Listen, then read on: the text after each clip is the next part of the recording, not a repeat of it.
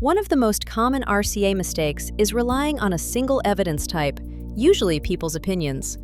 But root causes are rarely found in opinions alone. Strong RCA draws on 5 evidence sources. First, physical evidence, the product, machine, or environment, what you can see and touch. Second, data evidence, measurements, process logs, defect counts. Third, paper evidence, records, procedures, maintenance logs. Fourth, position evidence, where things were when the problem occurred.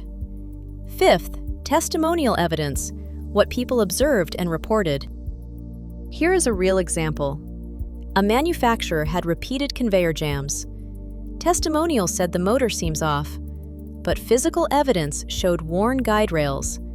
Data showed jams occurring 40% more on humid days, and position evidence revealed jams only occurred at one curve. Root cause: a worn rail at a curve, worsened by humidity, causing material to expand slightly. Each evidence type added something the others could not.